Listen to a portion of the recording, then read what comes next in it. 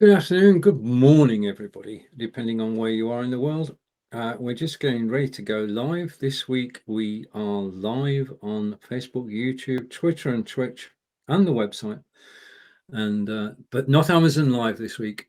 We are back home on Facebook, so we won't be selling anything, will we, Angelika? No, only some tongue twister and some Ah, idioms. I'm so looking forward to the tongue twister. I bet. Okay, 6 seconds to go and we'll be live. If you found us on Facebook, thank you. Found us on YouTube, thank you. And I'm going to take the card away. And, well, hopefully, if things go according to plan, the screen should change and you should see Angelika and I No, in a I minute. can't see me. You Aha. can't see you. No, now I Just can see me and I can see you. okay, right, that's good. Hello, Angelika. How are you today? Hello, Stephen. Mir geht es gut. Und Mir dir? geht es gut. Mir geht es gut auch. Mir geht es auch gut. Right, okay, that's the first correction of the day. Welcome to the show. And the show today is, if I hide that, I had to get this to scroll because it was too big to fit on the. It is. Would have taken a Idioms week and to tongue do. twisters. Oh no, we've got G now. We've Oh, gone on right, to okay. tongue twister G, not F. We've got the right episode number there. We've got the right episode number. So would you like to explain what we're going to do? Well, I've found some idioms and I found, well, actually, there are quite a few idioms, so I've chosen some of those. They all have the letter G in there. Well, there is a key word, let's say this way, beginning with G, and a couple of them actually are with the color grün, which begins with G. And to Stephen's delight, I've only found one tongue twister with Yay! the letter G in it, but it's quite a hard one because it's sort of it is a tongue twister because it's got some lovely, in inverted commas, letter combinations in there, which makes it quite hard to say. So that's something to look forward to. Oh, I am so looking forward to it. As I appear back on screen next to you. And we say hello to Chris in Belgium, who's saying Hello, hello, Chris. Stephen and Angelika. And thank you for finding us. And we say hello to Corinda. Oh, hello, Corinda. And Corinda's comments saying hello, say hey. Okay, so the way this works, we've got 7 phrases to go through. I shall read them in German. Angelika will correct me, and then we'll hope to translate them together. So let's go with phrase number 1. Now, you can read these out yourself loudly because nobody can hear you. So if you say the phrases along with me, that would be good. Right. Okay. Auf keinen grünen Zweig kommen. Mhm. Auf keinen grünen Zweig kommen. Okay. Auf keinen grünen Zweig kommen. Okay. You've got green in there. Yeah. No green. No, keinen is no, green. Kommen is to arrive or come or Zweig. Was bedeutet Zweig? What does Zweig mean? Zweig is a branch of a tree. So there are no green branches appearing. Well, auf something common, sort of to reach to it. So you can't reach, or it's not to reach a green branch, which of course doesn't make any sense whatsoever. So let's just see the literal translation. Literal translation of the phrase is not reach a green branch. Question is, what does it mean? Because it is an idiom, so the literal translation is no use to us whatsoever. Okay, but we would eventually get to getting nowhere. And the story behind that is really, or the meaning behind that, because I've had a fascinating time finding out where all these idioms come from, because I've heard them. Auf keinen, grünen, Zweig, kommen. I've heard that so many times. I know it means getting nowhere. I had no idea why. And it originates from earlier customs, this is years ago, where new homeowners were given a green branch as a present. And the reason for that is it was believed that the good spirits that lived in the evergreen trees would move into the new house with them. So that would be something obviously quite important. Now, those that were too poor to buy a house never got the green branch. Okay. And hence they didn't get anywhere, because they didn't make it rich enough to buy a house. Because they didn't get the green branch. Well, no, they didn't make it rich enough to buy the house, and therefore they didn't get the branch. So if somebody didn't get the branch, you already knew that they were poor. Right. Okay. On to phrase 2 then. And I'm going to go with the German first. That would be sensible. Noch grün hinter den Ohren. Ja. Noch grün hinter den Ohren. Hinter is behind, den Ohren is ears, and grün, as before, is green. So green behind the ears. Yeah, or still green. The Noch is still green behind the ears. And of course, what do we say in English? Well, just a minute. We'll get the literal translation is still green behind the ears, and we say on Angleterre, in England. Did you say on Angleterre? No, I didn't. No, you didn't hear that story. Wet behind the ears. This is a German show, German learning show. Shouldn't be speaking French. My apologies for that if you caught that. Okay, so the translation is wet behind the ears, and the original phrase was still green behind the ears. Yeah. The German origin most likely comes from fruit, because when fruit is still green, it's not ripe yet. It's young. That's and true. not ripe, and until it gets the color it's supposed to have. I don't know where the wet behind the ears comes from. Is that because little children can't dry themselves properly? I don't know. No idea. I've no idea either. And Chris is saying too young. Too young, yeah. Yeah. Okay. Phrase 3. Green again. Sich, grün und blau ärgern. Ärgern. Sich grün und blau ärgern. So green and blue. What's sich ärgern? Sich ärgern. Sich is third person, reflexive noun, himself, herself. Grün, we've been here before, because this is not green and blue. This is, we would say black and blue. No, actually, we don't. As far as I can tell, we don't have an equivalent in English. Just an explanation in a minute. Okay. Sich ärgern is to get angry.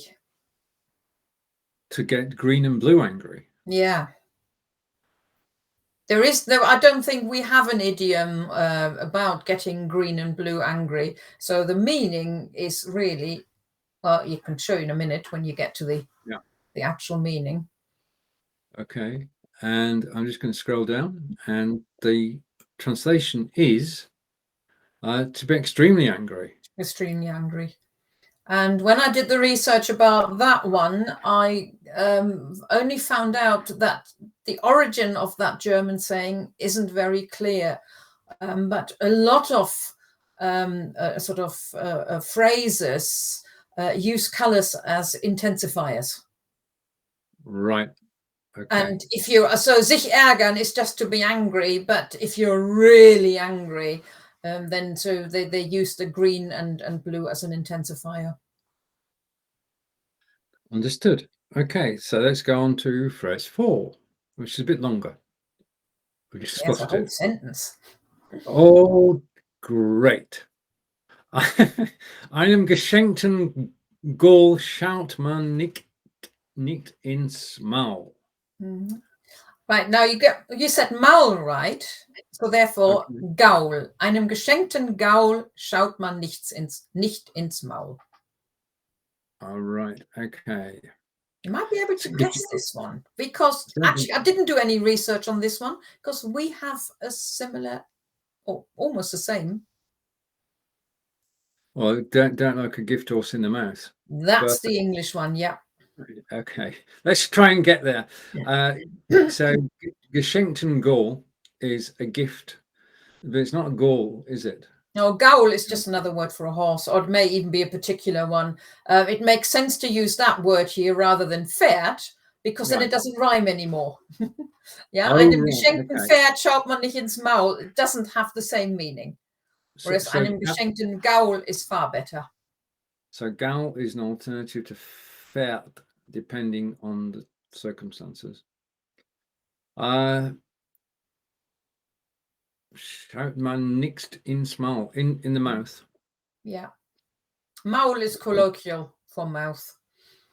Right, okay. And we go over to, we say hello to, before we just finish this one off, then come. So the literal translation is, don't look a gift horse in the mouth.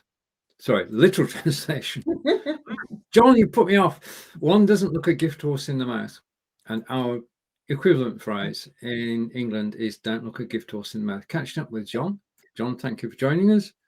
The idiom wet behind the ears is a reference to a newborn baby still wet with amniotic fluid.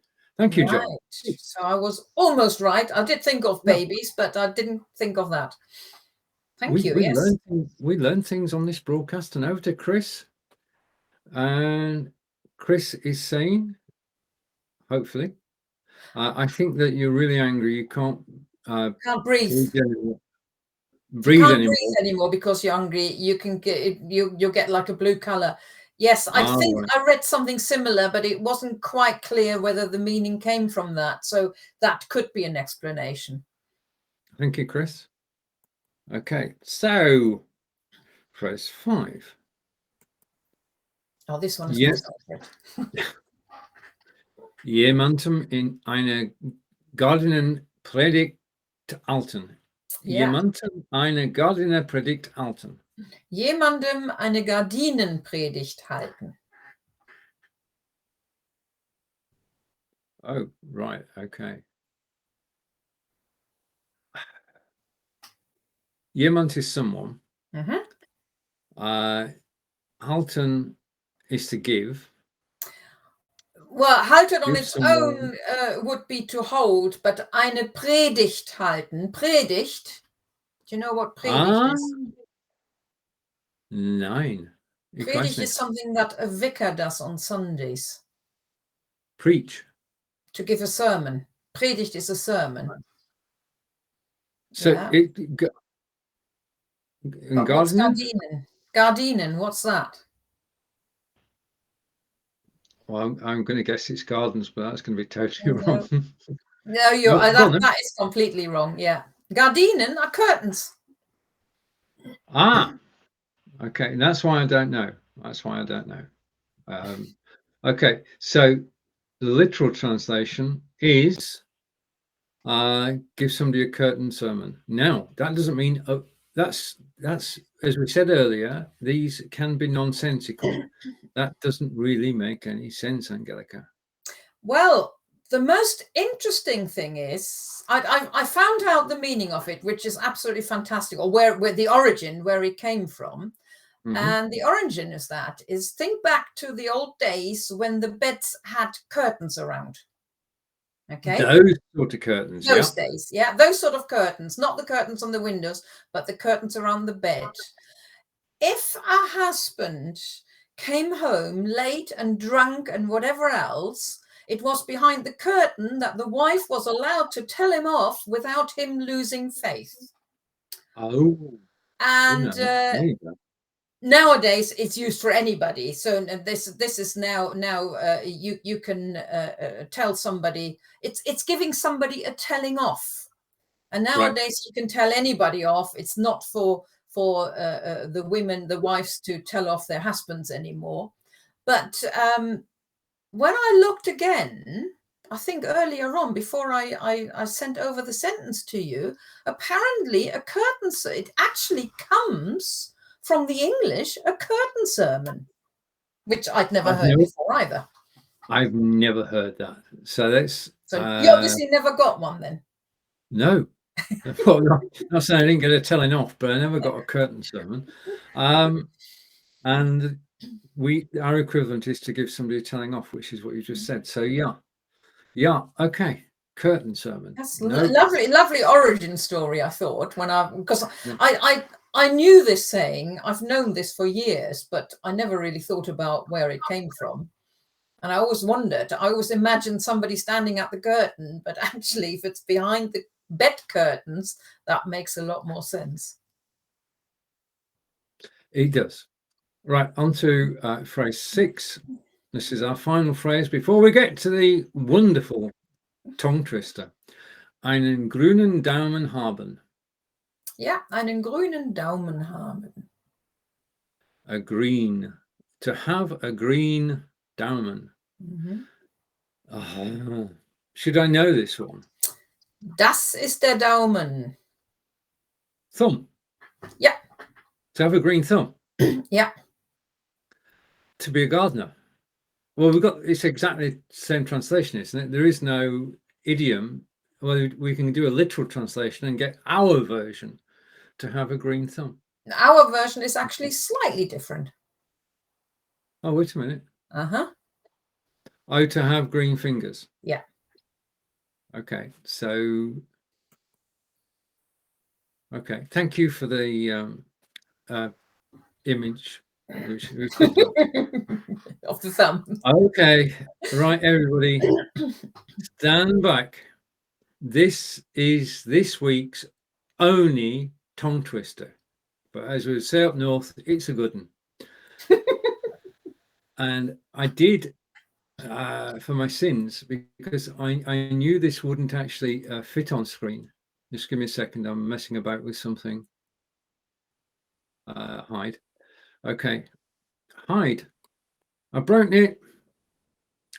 That is going to be forever on screen now. Hide. All right, no, it's gone. I'm going to try and read it as it scrolls across. So this is Okay. this is the tongue twister. Griesbrei, bleibt, Griesbeil und Kriegsbeil, bleibt, Kriegsbeil, bleibt, Kriegsbeil und Griesbrei, bleibt, Griesbrei. Oh, whew. I don't think I got it in any speed. I think we needed it to be a bit faster. Angelika, your turn. Griesbrei bleibt Griesbrei und Kriegsbeil bleibt Kriegsbeil. I'll wait for the scroll. Kriegsbeil bleibt Kriegsbeil und Griesbrei bleibt Griesbeil. Perfect. It doesn't make any sense whatsoever. It is the word come. You've got words with a gr, and then the ie, and then br and ei. Yeah, so Griesbrei is not the easiest word to say on its own, but then you've got bleibt Griesbrei, and then to really throw the letter combination, then we have Kriegsbeil, bleibt Kriegsbeil. So it is really just a play on those two words, which on their own are okay to say, but in concession together like this, and then you're supposed to say it fast. I can't say this one fast either. Griesbrei bleibt Griesbrei und Kriegsbeil bleibt Kriegsbeil. Yeah. You've gone. Okay, then, to be fair, Griesbrei bleibt Griesbrei und Kriegsbeil bleibt Kries. I'm going to. Okay, so let's go on. I haven't got a translation to that. What's the translation? You should do. The translation. No, I haven't. Oh, you haven't got it on there. Okay. Well, Griesbrei is semolina. Okay, right. and Kriegsbeil is a hatchet. So actually in English, it isn't even a tongue twister. It isn't funny or anything. So literally just means semolina stays semolina and hatchet stays hatchet. And then again, the other way around, hatchet stays hatchet and semolina stays semolina. Doesn't make any sense whatsoever. The German doesn't make any sense. It is really trying to get those words out with those particular letter combinations. Okay. And over to Chris, and Chris is saying, I know Hagenpreek in Dutch is hedgerow sermon. See, we're learning. Yes, I wonder why in Dutch it's called a hedgerow sermon and not a curtain sermon. So they've obviously done it behind the hedgerow, so nobody can see it. Yeah, your husband comes home at night. He's not allowed to go past the hedgerow until you called him off. Right, we don't. I mean, no idea. Okay, right. Let's rewind. Go back to the beginning. You are watching Ask Angelika, German language tuition. I wish this could go a bit faster. Idioms and tongue twisters. Series 4. G. Sorry, it should be G. It should be G. Angelika's going to tell me it should be G. Season 4, episode 7. Okay, and this time the German will be read perfectly. I'll have a go at the English. Auf keinen grünen Zweig kommen. The literal translation is not reach a green branch, so we'll not be able to reach it. And then the translation is getting nowhere. And we're told that if you got a new house, then you got a green branch. If you didn't get a new house, you didn't get a green branch, and therefore you were going nowhere. Still cool. Noch grün hinter den Ohren.